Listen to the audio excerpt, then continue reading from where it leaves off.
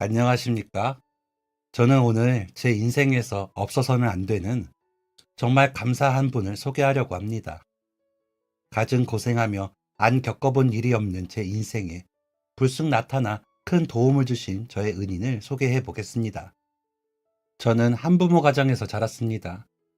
왜 옛날에 판자촌을 아시나요? 판자로 집이 되어 있다고 해서 판자촌인데 예능에서 어떤 연예인들이 얘기를 하거나 TV에 자료 화면처럼 나오잖아요. 당장 무너져도 이상할 것 같지 않은 생김새에 컨테이너보다도 못한 정말 말 그대로 판때기가 덕지덕지 붙은 거주지요. 집이라고 하기도 민망할 만큼 보잘것없는 곳이었죠. 그런데 우리나라에는 참 어려운 환경에 놓인 사람들이 많은가 봅니다. 그 집 같지도 않은 판자촌은 항상 사람이 들끓었습니다. 길에도 판자 안에도요. 저도 그중 한 명이었습니다. 홀어머니 밑에서 자랐습니다. 거기서 태어난 건지는 잘 모르겠습니다. 어머니가 말을 안 해줬거든요. 아니, 어쩌면 말을 해줬는데 제가 너무 어릴 때라 기억이 안 나는 거일지도 모르겠네요. 대개 한부모 가정에서 자란 애들 보면 굉장히 열심히 사는 어머니나 아버지 아래에서 자란 애들이 많더라고요. 그런데 저는 달랐습니다. 어머니에게 사랑을 받아본 적이 없습니다. 어떻게 그러냐 하는 사람들이 많았는데 정말 어떻게 그랬을까요? 어머니는 제가 안중에도 없었습니다. 아, 정말 너 때문에 뭘 편히 못하겠다. 지긋지긋하네. 가장 많이 들은 말이었습니다. 지긋지긋하다. 대체 뭐가 그렇게 지긋지긋했을까요? 매일 밤 저를 두고 놀러 나갔으면서 뭐가 얼마나 더 편해야 만족했을까요? 제가 있건 없건 집에서 험한 말을 하고 술주정을 했으면서 대체 뭐가 지긋지긋했을까요?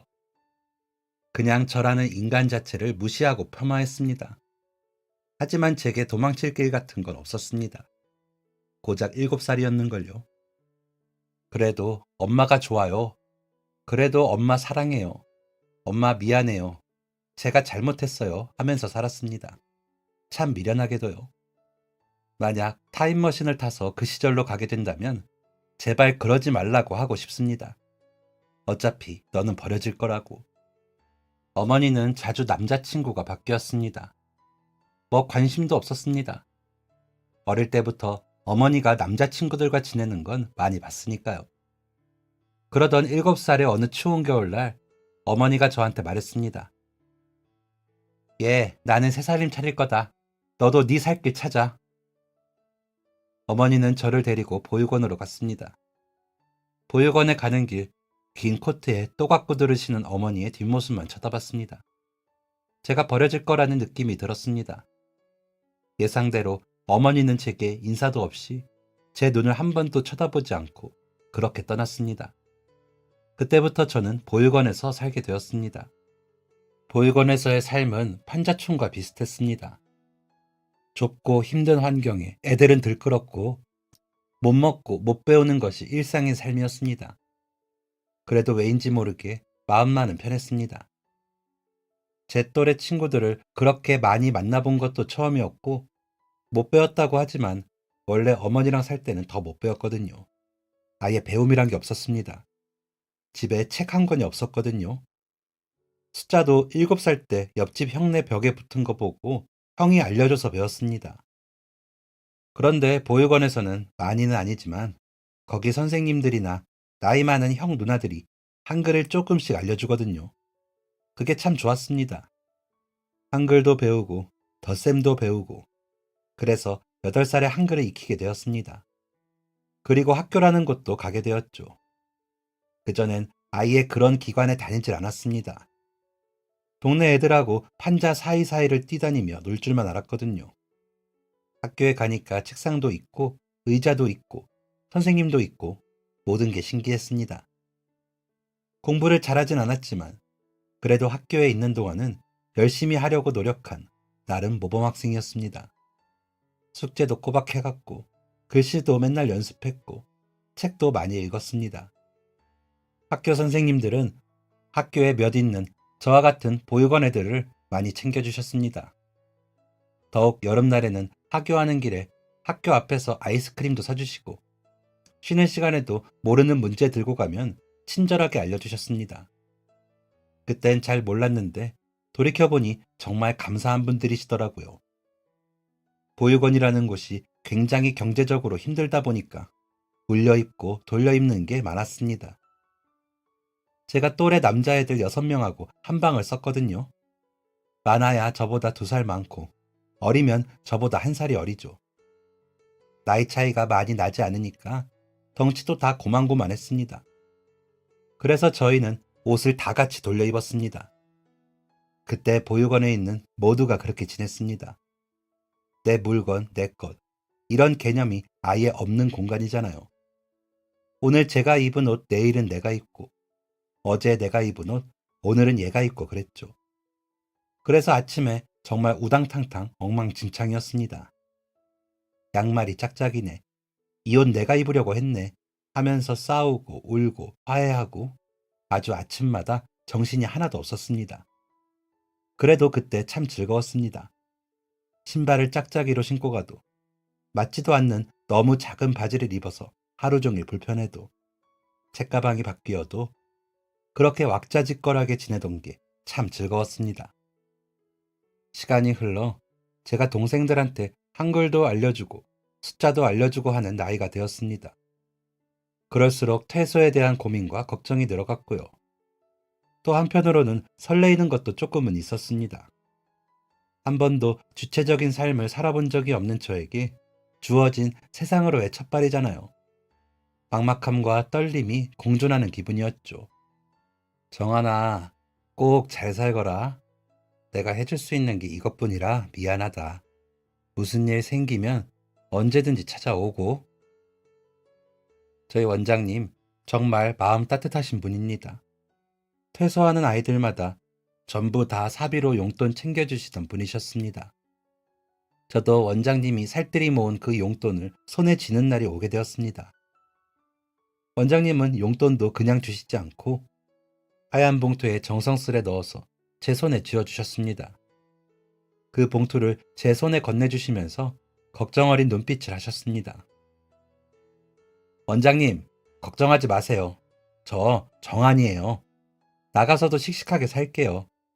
힘들어서 원장님 찾아오는 일 없고 좋은 일로만 찾아올게요. 원장님도 건강하세요. 그렇게 나름 당차고 씩씩하게 보육원을 나오게 되었습니다. 이후 저는 고시원에 들어갔습니다. 마땅히 갈 곳이 없더라고요. 그래도 자고 씻을 곳은 있어야 할 것 같아서 고시원 방을 하나 잡았습니다. 그리고 생애 처음, 판자촌을 제외하고 7살 때 이후로 처음 혼자 잠을 자게 되었죠. 그날은 잠이 오지 않았습니다. 매일 밤 아기 우는 소리, 애들 떠드는 소리, 코 고는 소리, 이 가는 소리, 잠꼬대, 화장실 물 내리는 소리가 들려야 마땅한데 그런 소리들이 들리지 않으니까 너무 어색하더군요. 그렇게 자다 깨다를 반복하다가 다음날 간 곳은 인력사무소였습니다. 저 일자리를 구하러 왔는데요. 잔뜩 긴장하고 간 인력사무소. 직원분들은 생각보다 친절하셨습니다. 돈이 급하다고 하는 저에게 먼저 건설 현장 일을 추천해 주셨습니다. 말이 건설 현장이지 다른 말로 하면 그냥 막노동이죠.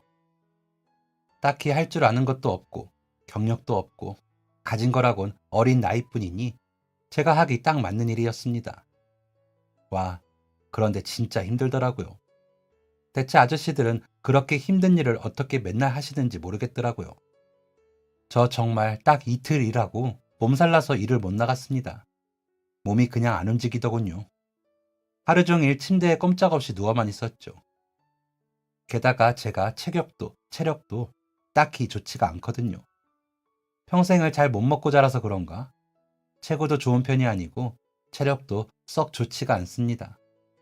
그래도 근성 하나만큼은 알아줍니다. 이틀 일하고 하루 몸살나고를 반복했지만 제가 할 수 있는 일이 그것뿐이었으니 계속 나가서 일을 했습니다. 하지만 비리비리하고 일도 잘 못하는 저를 반기는 동료분들은 없었습니다. 반장님한테 하루 종일 혼나가면서 일을 했죠. 아이고, 속 터지겠다. 그래가지고 어느 세월에 다 옮길래. 저기 안 보여? 나이 50 넘어서 저러고 일하는 거 안 보이냐고. 아니, 힘을 못 쓰면 나오지를 말던가. 매일 혼나가며 일을 한 지 한 달이 되었을 때 더 이상 일을 가는 건 민폐겠구나 싶었습니다. 그래서 저는 인력사무소에 가서 혹시 다른 할 일이 있는지 알아봐 달라고 했죠. 그러다가 인근은 아니고 버스 타고 1시간 정도 가면 있는 공장에 사람이 필요하다고 하더군요. 무조건 가겠다고 했습니다. 그렇게 일하게 된 저의 첫 공장은 복사기 공장이었습니다. 저는 그곳에서 복사기에 들어가는 부품을 만드는 일을 했습니다. 정말 적성에 딱 맞더라고요. 힘쓰지 않아도 되고 앉아서 집중해서 같은 작업을 반복하면 되는 일이었거든요. 공장에는 제 또래 애들이 많았습니다.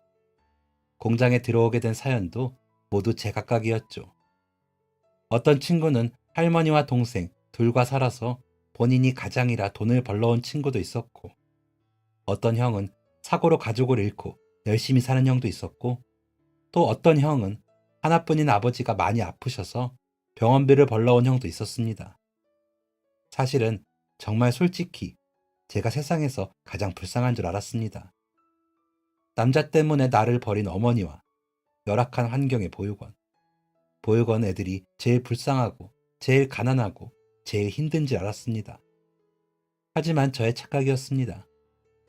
세상에는 정말 힘든 사람들이 많았고 또 그걸 극복하려고 열심히 노력하는 사람들도 많았습니다. 비슷한 환경에 놓인 저희는 퇴근하고 버스 정류장까지 걸어가는 15분 남짓한 시간 동안 대화를 나누며 참 돈독해졌습니다. 공장에서 매일 같은 일을 하고 엄숙한 분위기라 항상 긴장하며 일을 했거든요. 조금은 팍팍할 수도 있는 그 일상에서 작게나마 위로가 되고 힘이 될 수 있었던 건 저와 비슷한 그 사람들 덕분이었습니다. 하지만 그것도 잠시, 입사한 지 1년 반 정도 되었을 무렵부터 공장에 외국인이 늘어나더군요. 아무래도 외국인들이 인건비가 저렴하니까 계속 고용하는 것 같았습니다. 그러던 어느 날 평소처럼 출근했는데 제가 일하는 자리에 외국인이 앉아 있는 겁니다. 어? 누구? 아, 새로 오신 분이구나. 여긴 제 자리인데요. 뭐? 사장님이 여기 앉으라고 했는데? 네? 아니요, 착각하신 것 같아요. 여긴 제 자리인데요. 아니라니까. 한국말을 곧 잘하는 외국인은 저에게 짜증을 내며 저리 가라고 했습니다. 저는 곧장 사장실로 올라갔고 사장님은 남의 집 개 보듯이 아무것도 아니라는 듯 진짜 대수롭지 않게 말을 했습니다. 내가 그 자리에 앉으라고 했는데 왜? 너 여기 오래 일했지? 아휴, 어릴 때 좀 제대로 된 일 하면서 살아라. 나 바쁘니까 나가. 그렇게 저는 공장에서 쫓겨났습니다. 너무 화가 났습니다. 사실 그 사장 처음에 들어갈 때부터 그런 식이었습니다. 직원들 사이에서도 말이 많았죠. 불성실하고 본인 기분 안 좋으면 한 번씩 내려와서 직원들한테 화풀이하고 진짜 얼토당토하는 잡심부름까지 시켰던 사장이었습니다. 예를 들어 자기 구두를 닦으라는 둥, 핸드폰 고장났으니까 수리점에 다녀오라는 둥, 게다가 맨날 자판기 앞에서 직원들한테 동전 좀 달라고 하고 커피 뽑아먹던 사람입니다. 코 묻은 돈 가져다가 자기 입에 풀칠하는 모양이었죠. 그래도 월급 주는 사람이니까 참고 견딘 거였는데 마지막이 그런 식일 줄은 몰랐습니다. 하지만 좌절할 여유 따위는 저에게 없었습니다. 얼른 인력사무소 찾아가서 다른 공장 좀 주선해달라고 했죠. 그런데 그때 하도 외국인 노동자들이 많이 늘어나면서 저 같은 애가 들어갈 곳이 없었습니다. 인력사무소는 알아봐 줄 테니 기다리라고 했고 저는 하염없이 연락만 기다릴 수밖에 없었습니다. 그러면서 돈은 벌어야 하니까 다시 막노동 나가고 그랬죠.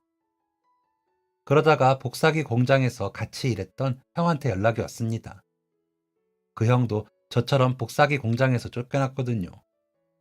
저보다 며칠 먼저 나가게 되었는데 그때 형은 사장이랑 한바탕 목소리를 높이고 싸웠습니다. 사장이 마지막 월급을 안 줬다고 하더라고요. 그 형 되게 똑똑하거든요. 없는 환경에서 좋은 대학까지 들어갔고 학비가 없어서 휴학하고 돈 벌고 있다고 했습니다. 형이 그때 사장한테 엄청 조리 있게 말 잘하면서 큰 소리 내니까 사장이 깨갱하고 그 자리에서 월급 다 줬다고 했습니다. 아무튼 그렇게 회사를 나간 형이 어떻게 지내고 있는지는 알 수가 없었습니다. 공장을 나가던 형의 얼굴이 너무 무서워 보이기도 했고 저는 그곳에 남아있다는 게 미안해서 연락해볼 용기가 나지 않았거든요. 그런데 형한테 먼저 연락이 왔습니다. 여보세요? 형, 오랜만이에요. 잘 지내셨어요? 나야 뭐, 잘 지내지. 정한아, 네 소식 들었어. 지금 일자리는 구했어? 아니요, 쉽지가 않네요. 형은요? 나 과외하겠다는 학생이 생겨서 그참에 이번 학기에 복학하려고 학교 근처 카페 알바도 구했어. 와, 형, 잘 됐네요. 축하드려요. 너 괜찮으면 다른 공장 들어가 볼래? 네? 무슨 공장인데요? 나 복학 결정하기 전에 인력사무소 갔었거든. 그런데 어제 연락이 왔네. 식품 공장에서 사람 필요한데 들어갈 수 있냐고. 너 아직 일 못 구했으면 거기 가면 어떨까 하고. 나도 잘 모르는 곳이라 막 추천해주기는 어렵고 한번 고민해봐. 형, 저야 좋죠. 제가 들어갈게요. 감사해요, 형. 그렇게 저의 두 번째 공장은 식품 공장이 되었습니다.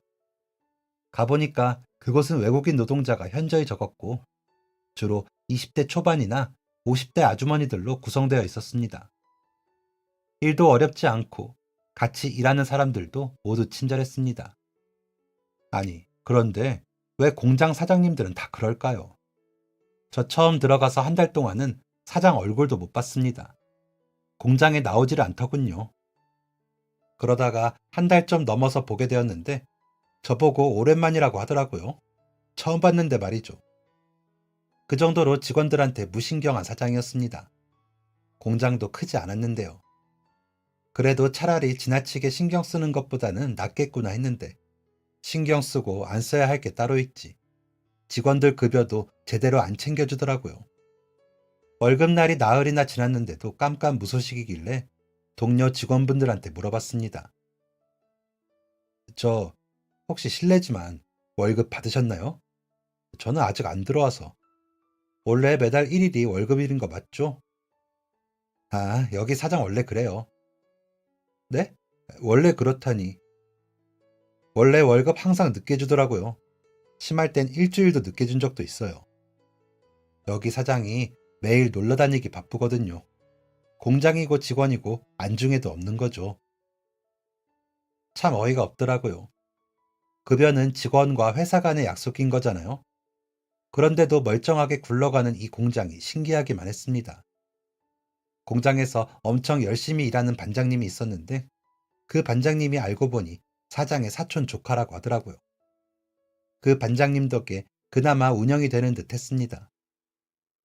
그렇게 첫 월급은 월급날을 6일 지나고서 들어왔고 그 다음에는 이틀이 지나서 그 다음에는 일주일이 지나서 들어왔습니다. 그러면 안 되지만 점점 익숙해지더라고요. 그래도 주는 게 어디냐 싶어서 묵묵히 할 일을 했습니다. 하지만 그렇게 운영하는 회사가 잘 돌아갈 리가 있나요? 제 예상이 맞았습니다. 제가 공장 들어간 지 1년 조금 안 되었을 때 공장이 문을 닫아버렸습니다. 그 전부터 생산량이 줄면서 아주머니 몇 분이 그만두시는 걸 보기는 했습니다. 평소에 친절한 편이었던 반장님도 그쯤에 유난히 까칠하게 굴었고 작은 실수에도 불같이 화를 냈습니다. 그리고 얼마 뒤 출근했는데 공장 문이 잠겨 있더라고요.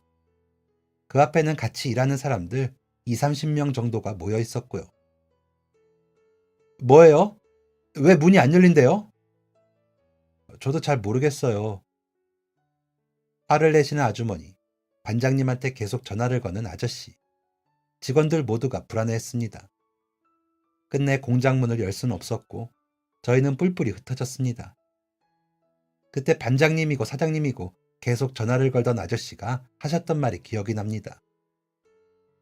지금 여기 사장 도망자래. 탈세해서 어디 지방 갔다나 봐. 아휴, 내 그럴 줄 알았다. 다들 그만둘 때 알아봤어야 하는 건데. 아휴, 내 월급. 아휴. 우리 모두 한 달치 월급은 받지도 못하고 그렇게 일자리를 잃었습니다. 좀 혼란스럽더라고요.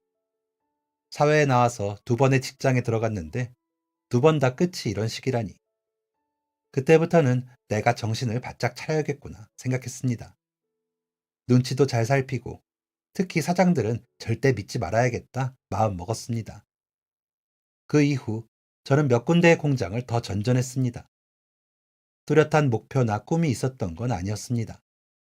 다만 보육원생인 저도 무언가 잘할 수 있다는 걸 보여주고 싶었습니다. 아니, 잘하진 않더라도 이렇게 사회의 일원으로 평범하게 살 수 있다는 걸 증명해 보이고 싶었습니다. 저에게, 제 자신에게 증명하고 싶었습니다. 그러다가 22살 때 들어갔던 공장이 있었습니다. 그때가 아마 제 인생의 가장 큰 고비였겠네요.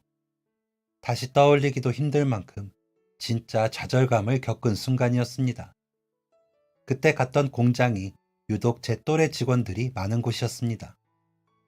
그런데 제가 18살 때부터 공장 다니면서 일을 했잖아요.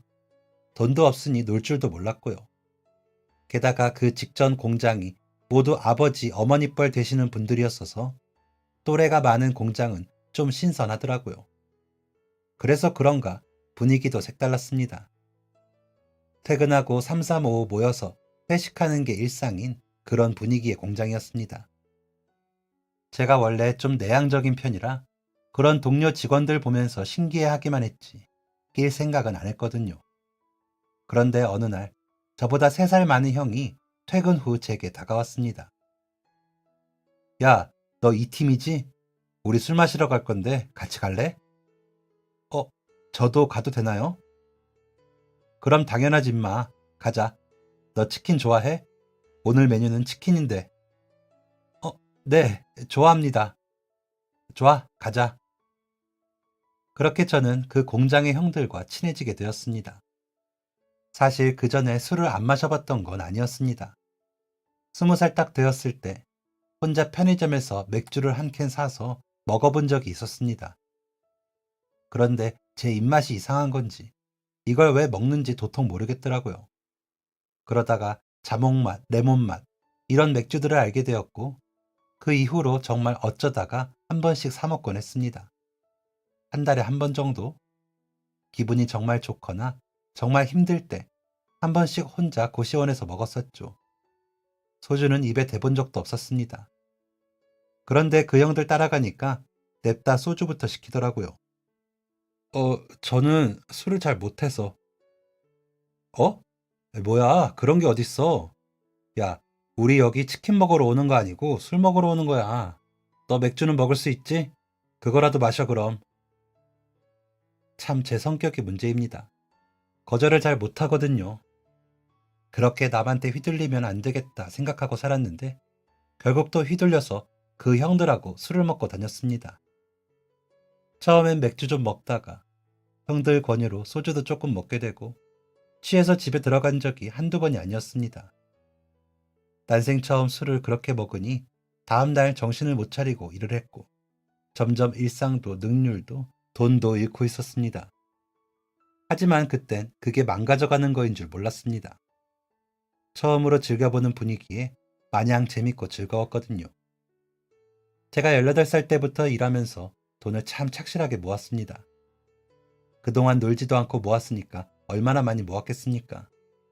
매달 꾸준히 넣던 적금도 몇 개 있었고 돈 많이 모아서 묶어둔 돈도 좀 있었죠. 그런데 그렇게 흥청망청하게 돈 쓰면서 매일 놀다 보니까 적금 하나를 깨게 되었습니다. 좀 아까웠지만 그래도 목돈 모아둔 것도 있고 지금 아니면 언제 이렇게 노나 싶더라고요. 그렇게 한 1년 가까이를 놀았습니다. 그 형들하고 정말 둘도 없는 우정을 다진 듯했고 같이 있으면 너무 즐거웠던 형 한 명하고 자취방을 구해서 같이 살기로 했습니다. 형, 그럼 자취방은 공장 근처가 좋겠죠? 에이, 야, 당연히 시내 근처에 잡아야지. 그래야 맨날 술 먹으러 나가기 편하잖아. 아, 역시 형 천재. 참 철없는 그 형을 따르던 저도 정말 철이 없었습니다. 그렇게 저희는 자취방을 알아보게 되었고 이게 제 인생 최대의 실수였습니다. 부동산을 돌면서 8군데의 집을 봤습니다. 그 중에는 저희 형편에 맞는 집도 있었고 좀 비싼 집도 있었습니다. 그런데 확실히 비싼 집을 보니까 전에 본 집들이 눈에 안 들어오더라고요. 형, 우리 어떡할까요? 야, 확실히 마지막에 본 집이 좋긴 하다. 그치? 방도 2개나 있고 돈이 문제인데 너 혹시 모아둔 돈 좀 더 없냐? 제가 그 형하고 같이 살기로 했을 때 돈 얼마 있는지 서로 공유를 했거든요. 그런데 사실 제가 목돈 모아두었던 게 좀 더 있었습니다. 그건 만약을 위해서 안 쓰려고 했는데 좋은 집 가고 싶다는 생각에 그만 얘기를 하고 말았죠. 저 사실 조금 더 보탤 수 있을 것 같아요. 진짜? 아, 좋다. 그럼 그거 보태서 그 집 갈까? 그럼 관리비는 내가 다 낼게. 그래야 공평하지. 네, 좋아요, 형. 착하다고 생각했습니다. 사실 보증금이니까 어차피 나중에 돌려받을 돈이잖아요. 그런데도 그 형은 관리비를 자기가 내겠다고 했습니다. 정말 착하다고 배려심이 있다고 생각했는데 며칠 뒤 집을 계약하는 날이 되었습니다. 원래 예정은 같이 가는 거였어요. 그런데 저희가 그때 다른 형 한 명하고 같이 있었거든요. 그때 갑자기 같이 있던 형 한 명이 배가 아프다고 했고 급기야 길거리에서 쓰러져 버렸습니다. 대굴대굴 구르면서 복통을 호소하는 겁니다. 119까지 불러야 하는 상황이 되었습니다. 저는 불안한 마음으로 같이 살기로 한 형한테 물었습니다. 형, 저희 어떡하죠? 지금 안 가면 늦을 텐데. 아, 그러게 진짜 어떡하냐. 얘 혼자 내버려 두고 갈 수도 없고. 안 되겠다. 그럼 우리 찢어지자. 내가 부동산 다녀올 테니까 너가 같이 응급실로 가봐. 응급실 도착하면 바로 연락하고. 알겠어요, 형. 저는 그날 집 계약을 위해 들고 온 제 전 재산을 형에게 넘겨줬습니다. 급박한 상황이었습니다. 식은땀까지 흘리며 쓰러지는 이 형을 얼른 데리고 구급차를 타고 응급실에 가야만 했습니다. 네, 예상대로 참 뻔하게도 저는 그렇게 사기를 당한 것이었습니다. 응급실에 갔는데 그 형한테는 아무 문제가 없었고 갑자기 정신 차리고 2발로 걸어서 집에 갔습니다. 그리고 그날 이후부터 형들은 자취를 감췄고 연락도 되지 않았습니다. 저 전재산, 제가 5년 넘게 모은 전재산을 그렇게 허무하게 날렸습니다. 진짜 한동안 정신을 제대로 못 차렸습니다. 그 형들 친구들한테 가서 연락되냐고 물으니까 모르겠다고 했고 무릎 꿇고 빌면서 제발 연락되면 말 좀 해달라고 했습니다. 경찰서도 당연히 갔고요. 공장 사장님한테까지 말했는데 그걸 왜 자기한테 말하냐며 저보고 그러니까 인생이 그 모양이라고 당장 나가라고 하더라고요. 세상에서 배신을 당한 기분이었습니다. 제가 진짜 안 우는데 정말 눈물이 멈추질 않더라고요. 너무 억울하고 화나고 속상해서 몇 날 며칠을 울었습니다. 그러다가 고시원비도 못 낼 정도가 되었고 저는 완전 거지 신세가 되었습니다. 짐가방 하나 들고 거리에 나앉을 위기였습니다. 바지 주머니들을 뒤져서 찾아낸 1,000원짜리 몇 장으로 찜질방에 들어갔습니다. 다 포기하고 싶고 아무것도 하기 싫었지만 그럼 진짜 내 인생이 완전 끝이 날 것 같았습니다. 제가 어떻게 돼버려도 아무도 찾지 않고 신경 쓰지 않을 거라고 생각하니까 좀 억울하더라고요. 그래서 다시 일어서 보기로 했습니다. 찜질방에 있는 컴퓨터를 뒤져서 일자리를 찾아봤고 그렇게 저는 안산에 있는 한 공장으로 가게 되었습니다. 버스를 타고서도 한참을 걸어야 하는 외진 곳에 있는 공장이었습니다. 저기요, 저 일하려고 왔는데요. 50대쯤 되어 보이는 아저씨가 걸어 나왔습니다. 작업복을 입은 걸 보니 반장님인 듯 했습니다. 따라와요. 그러더니 건물 뒤편에 있는 사무실로 데려가더라고요. 그러곤 사장 자리에 턱 앉는 겁니다. 사장님이세요? 네, 맞아요. 이름이 박정한, 맞죠? 앉아봐요. 얘기 좀 하게. 사장님이 작업복을 입고 일을 하는 공장이라니. 지금까지 봤던 사장님들하고는 좀 달랐습니다. 엄청 열정적인 사장님이구나 생각했죠. 그리고 보통 그런 공장들은 면접이라는 게 없습니다. 그냥 사지 멀쩡하면 반장님이 확인 후 바로 일 시키거든요. 그런데 이 사장님은 정말 면접 보는 것처럼 저에 대해서 이것저것 물어봤습니다. 아, 그럼 보육원에서 자란 거면 부모님이 안 계시는 거네요? 네, 맞습니다. 고생했네. 지내는 곳은 있어요? 그게 원래 고시원에서 지냈는데 지금은 지내는 곳이 없습니다. 아, 그래요? 음, 여기 뒤에 컨테이너 몇 개를 갖다 놨거든요. 우리 공장에 외국인 노동자들이 많아서 거기서 같이 지내도 괜찮아요. 별 볼일 없는 곳이라 돈은 안 받을 거고 난방은 좀 안 돼도 다들 안에 잘해놨더라고. 아, 간단히 먹을 라면이나 밥, 과자 같은 건 내가 가끔 사놔요. 괜찮으면 거기 써요. 저, 정말요? 사장님의 첫 인상은 천사다였습니다. 한 번도 제 사정에 대해서 관심을 가져준 사람이 없었거든요. 보육원이건 말건 신경을 안 썼죠. 그런데 이 사장님은 절 딱하게 생각해주고 심지어 살 곳까지 제공해 주시니 천사가 아니고 뭐겠습니까? 그때부터 저는 컨테이너에 외국인 분들과 살게 되었습니다. 실은 제가 외국인 노동자에 대한 인식이 좋지 않았습니다. 그렇잖아요. 첫 직장에서 외국인 때문에 쫓겨났으니까요. 그런데 막상 대화 나눠보니까 사정도 딱하고 굉장히 착하더라고요. 오히려 같은 한국인보다도 더 정이 많은 사람들 같았습니다. 그런데 컨테이너에서 지내게 된 첫날, 퇴근하고 외국인들하고 밥을 먹고 있는데 외국인들이 이런 얘기를 했습니다. 사장님 만나봤죠? 네, 만났어요. 어땠어요? 굉장히 친절하시던데요. 마음씨도 넓고 좋은 분 같았어요. 에? 설마? 그럴 리가. 제 말에 다들 엄청 놀라더라고요. 말도 안 된다는 표정들이었습니다. 왜요? 안 친절하신가요? 아니요, 친절해요. 친절한데요. 좀 왜요? 나도 여기 일하는 한국인 친구들한테 배운 말인데, 정한, 꼰대 알아요? 꼰대? 꼰대? 네, 알죠. 우리 사장님 진짜 꼰대예요. 꼰대라니. 오히려 그 반대 같았거든요. 저 같은 사람 걷어주시고 굉장히 인자해 보이셨는데 내가 모르는 뭔가가 있나 생각했습니다. 그리고 바로 다음 날부터 외국인들이 왜 그렇게 말했는지 바로 알 수 있었죠. 저희 사장님 진짜 엄청난 꼰대였습니다. 처음 만난 날만 그렇게 친절해 보였던 거지 정말 지독한 꼰대더라고요. 왜 인터넷에서 재미로 그러잖아요. 꼰대들이 맨날 나 때는 이렇게 한다고요. 그런데 정말 저희 사장님이 그 말을 맨날 했습니다. 아이고, 너네 또 떠들고 있냐? 나 때는 말이야. 이렇게 떠들 시간 있으면 책을 한 줄 더 읽었어. 어? 내가 30에 대학 가서 40까지 석사 공부를 했는데 너네들은 20대인 애들이 왜 그렇게 공부를 안 하냐, 공부를. 나 때는 공부하고 싶어도 못했다니까?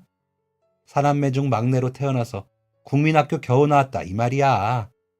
지금은 뭐 정부에서 지원도 많이들 해준다며? 공부를 해라 이것들아. 공부하면 세상 보는 눈이 변할 것이야. 이 30대 직원들이 좀 쉬고 있으면 어김없이 나타나서 잔소리를 하는 사장님이었습니다. 그래서 저희 사무실 한쪽에는 책이 가득했습니다. 읽고 싶은 사람들은 가져다가 읽으라고요. 그런데 거기서 일하면서 쉴 땐 쉬어야지 무슨 책을 읽겠어요. 책을 가져다가 읽는 사람은 거의 없었습니다. 직원들 쫓아다니면서 맨날 공부해라, 공부해라 소리를 하셨고, 정말 어떤 직원은 그 소리가 듣기 싫어서 퇴사한 직원도 있었습니다. 내가 공시 준비하다가 때려치고 여기 들어온 건데 또 공부하라는 소리를 들어야 돼? 나 그냥 나갈래. 하지만 이런 와중에도 사장님의 말을 듣고 실행하던 사람들이 있었는데 그건 바로 외국인들이었습니다. 유난히도 그 공장 외국인들이 한국말을 잘한다고 생각했는데 다 이유가 있더라고요. 모여서 한국 드라마 보면서 한국어 공부도 하고 쉬운 동화책도 같이 읽어보고 쓰는 연습도 하고 또 어떤 외국인들은 서로의 모국어를 알려주기도 했습니다. 와, 정말 대단하시네요. 그런데 왜 이렇게 한국어 공부를 열심히 하세요? 사실 처음에는 우리 사장님이 시켜서 했어요. 우리는 여기에 살아야 하니까 눈치 보여서요. 그런데 이젠 재밌어요. 일만 하는 거 아니고 뭔가 배우는 거 진짜 재밌어요. 그런 외국인들이 뭔가 멋있어 보이기도 하고 나도 한번 해볼까 하는 생각이 들었습니다. 그래서 그때부터 책을 좀 가져다가 읽기 시작했습니다. 어차피 퇴근하면 컨테이너에서 잠만 자니까 1시간 정도만 시간 내서 읽어보자 했던 거였죠. 퇴소하고 책은 한 줄도 안 읽었던 것 같은데 감회가 새로웠습니다. 그렇게 책을 읽은 지 한 달쯤이 되었을 때 점심시간에 밥 다 먹고 책 읽는 저를 사장님이 목격을 하셨고 그때부터 잔소리 아닌 잔소리를 듣게 되었습니다. 아이고 잘한다 잘해. 그래 그래 나 때는 말이야 밥 먹으면서도 책 읽고 그랬어. 아이고야 옛날 생각난다. 옛날에 참 고생 많이 했는데 지금 얼마나 좋아. 보니까 회사 다니면서 학교도 다니더만. 학점은행제인가 그런 것도 있다는데 알고 있나? 요즘 참 세상 좋아. 정한이 더 열심히 하라고. 하하, 네, 감사합니다. 학점은행제를 다니라고 하시는 건지 아닌 건지 그게 뭔가 한번 알아보다가 관심이 생기게 되었고 사장님 잔소리도 그만 들으려고 어찌저찌 시작하게 되었습니다. 이 소식을 들은 사장님이 갑자기 저를 찾으셨습니다. 정한이 어딨어? 정한이! 예, 사장님. 정한이, 아주 장하다. 잘 생각했어. 그래, 그래. 공부를 해야지. 이제 앞으로 학비 걱정은 마. 내가 다 내줄 테니까. 네, 네? 학비를요? 왜요? 왜긴, 공부하는 젊은이한테 이 정도 투자는 해야지. 내 직원인데. 책 필요하지 않나? 지금 빨리 가자고. 서점에. 예? 지금요? 아, 그거 인터넷으로 수업 듣지 않나? 그럼 노트북도 하나 있어야겠네. 얼른 가세. 그냥 어리둥절했습니다. 신나 보이는 사장님이 앞장을 섰고 저는 사장님 뒤를 졸졸 쫓아서 나갔습니다. 사장님과 차를 타고 대형 쇼핑몰에 갔습니다. 거기 안에 있는 서점에 가서 필요한 책들을 사고 노트북 파는 곳에 가서 노트북까지 한 대를 샀습니다.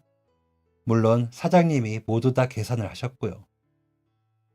아니, 사장님, 이거 저한테 사주시는 거예요? 그럼 당연하지. 왜요? 왜 이렇게까지? 내가 말 안 했나? 힘들게 이 자리 올라왔다고. 없는 형편에 공부 좀 해보겠다고 하다가 결국 마음 접고 공장 들어가서 일했었지. 그러다가 장사까지 배워보고 여기저기 흘러다니다가 나이 30에 내 장사 시작하면서 대학에 다녔지. 그러니까 세상이 또 다르게 보이더라고. 이래서 공부하는구나 싶고. 그렇게 일하면서 공부하다가 나이 40에 석사 따고 모은 돈 다 털어서 공장 차린 거거든. 처음엔 직원 2명으로 시작해서 여기까지 올라왔지. 나는 아직도 공부가 좋아. 눈은 침침하지만 책도 읽고 새로운 거 배우는 것도 좋고. 그런데 다른 사람들은 그게 아닌 것 같더라고.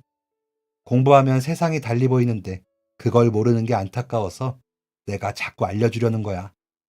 그런데 마침 자네가 깨달은 것 같으니 내 아낌없이 지원해 주는 거지. 나는 그런 사람이 없었거든. 허허. 사장님의 얘기를 들으니 그 잔소리를 피하고 싶었던 제 자신이 부끄러워졌습니다. 그래서 그때부터는 좀 더 진지하게 임하기로 했습니다. 그래, 나도 없는 환경에서 자랐는데 이렇게 공부하게 된 게 얼마나 감사한가 생각하면서 말이죠. 사장님의 큰 도움으로 좋은 노트북과 반질반질한 책들로 공부를 할 수 있었고 열심히 노력한 끝에 전문학사 졸업장을 따게 되었습니다. 그때 저랑 같이 컨테이너 사는 외국인 동료분들이 파티를 열어줬던 게 기억이 납니다. 몽쉘 아시죠? 초코파이 비슷하게 생긴 거요. 그거 쌓아서 거기에 초 꽂아서 축하합니다 노래를 불러주며 저를 진심으로 응원해줬습니다. 사장님도 축하한다면서 제게 좋은 점퍼 하나를 선물해 주셨죠. 내가 전문 학사 졸업장을 따다니 솔직히 많이 감격스러웠습니다. 보육원에서 나올 때만 해도 상상하지도 못한 일이었거든요. 그렇게 되니까 욕심이 생기더라고요. 좀 더 공부하고 싶은 욕심, 더 성장하고 싶은 욕심이요. 그래서 사장님과 상의를 해봤습니다. 사장님, 저 좀 더 공부하고 싶어요. 어이구, 좋지, 좋지. 그래, 공부하니까 세상 보는 눈이 좀 달라지던가? 예, 그런 것 같아요. 그래서 좀 더 해보려고요. 너무 아쉬워서요. 그래서 학교를 좀 알아봤는데 야간 수업을 듣는 학교가 있더라고요. 혹시 조금 일찍 퇴근하고 야간 수업 들으면서 학교 다니는 게 가능할까요? 그걸 말이라고 해? 당연하지. 사장님은 마치 자기 아들의 일이라도 되는 것처럼 적극적이었습니다. 일을 일찍 끝내주셨고 가끔은 차도 태워주셨습니다. 그리고 무엇보다 학비를 전면적으로 다 지원해 주셨습니다. 그때 얼마나 실랑이를 했는지 모릅니다. 그 전에 학비도 모두 사장님이 내주셨잖아요. 그래서 이번에는 제가 스스로 하고 싶었는데 사장님이 도와주고 싶다면서 학비를 다 부담해 주신 겁니다. 너무 감사해서 몸둘 바를 모르겠더라고요. 그렇게 또 한 번 사장님의 도움을 받고 공부를 하게 되었습니다. 그렇게 일하면서 야간 수업 듣고 잠과의 사투를 벌이기를 1년 반, 총 6학기를 끝으로 저는 졸업을 하게 되었습니다. 그렇게 저는 학사 학위를 취득하게 된 것이었죠. 이런 저의 행보가 공장에 좋은 시너지를 불러일으켰나 봅니다. 한국어 시험을 본다는 외국인도 생겼고, 고등학교 졸업을 하지 못한 동생이 검정고시 준비를 한다는 얘기도 듣게 되었습니다. 왜인지 뿌듯하더라고요. 그럼 사장님은 얼마나 뿌듯하시겠습니까? 그 직원들 하나하나 살뜰하게 챙기시는데 정말 행복해 보이셨습니다.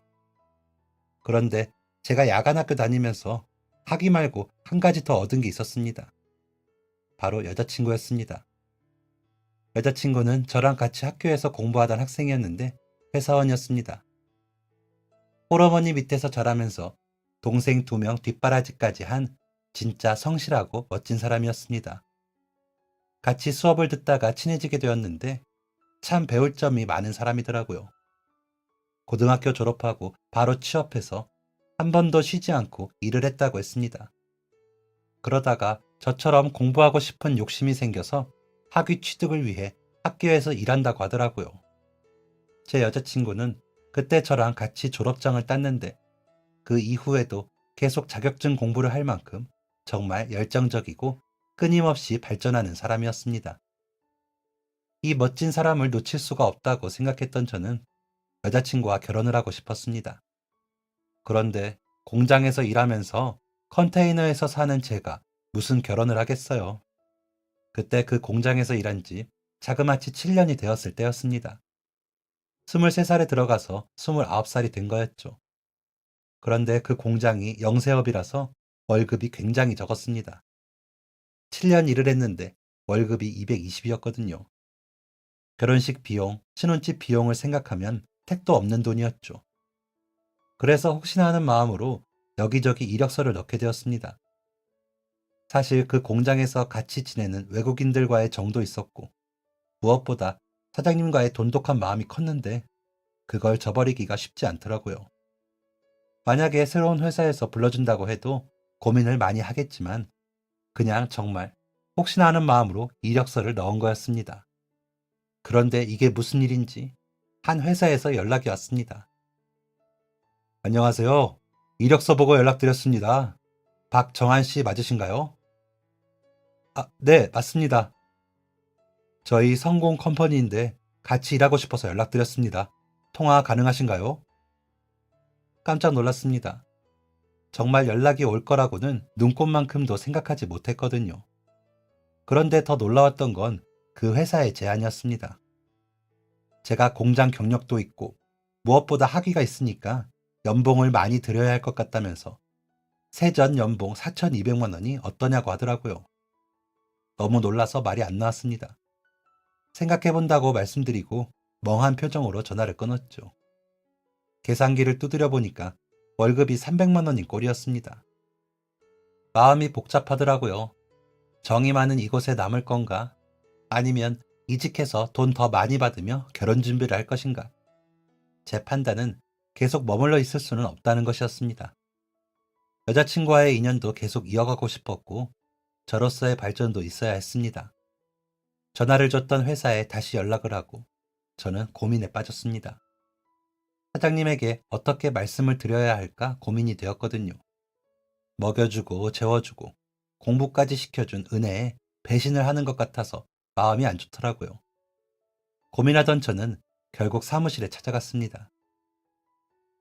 저기 사장님, 저 드릴 말씀이 있는데요.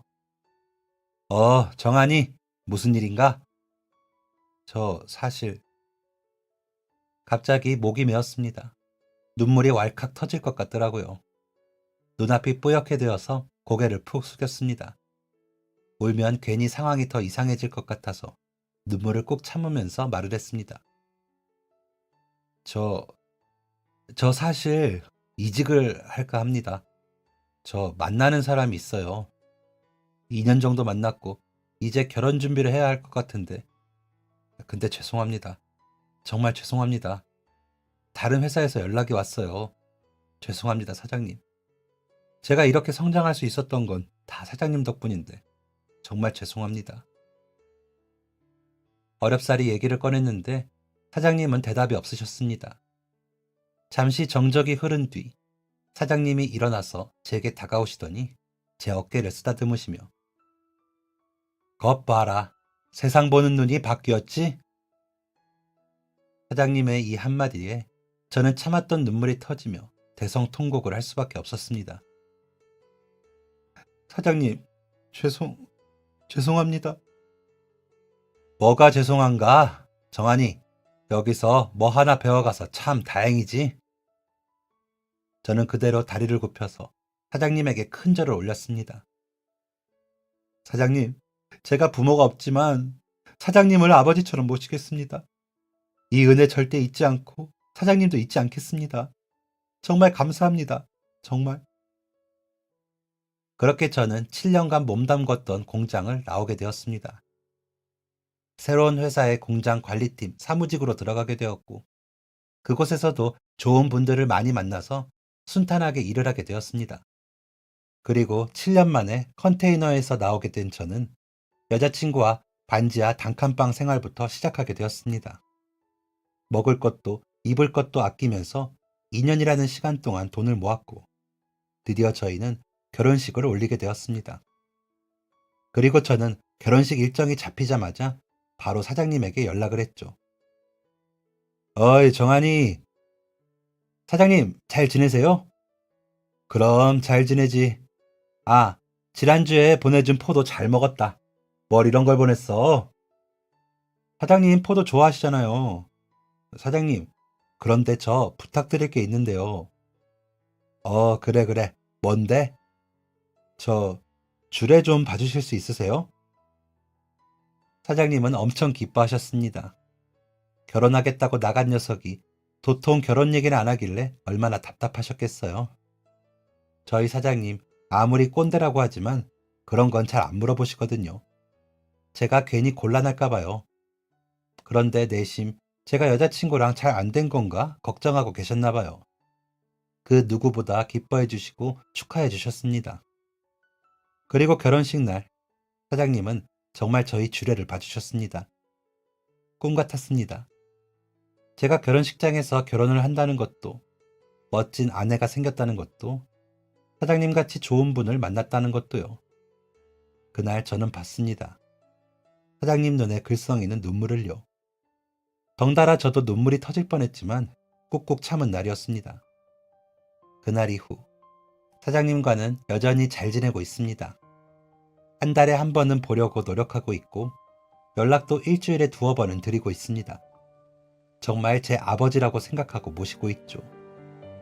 제 인생에 정말 큰 도움을 주시고 제가 다시 일어날 수 있게, 더 발전할 수 있게 도와주신 사장님입니다. 언제나 건강하고 그 좋은 영향력이 더욱 넓게 뻗어나가기를 바라며 저도 사장님처럼 멋진 사람이 될 수 있도록 노력하면서 살겠습니다. 오늘도 공부하고 꿈을 꾸는 저의 이야기는 이만 마치겠습니다. 감사합니다. 지금까지 사연 들어주셔서 감사합니다. 사연이 재밌으셨다면 구독과 좋아요를 눌러주세요. 감사합니다. 안녕히 계세요.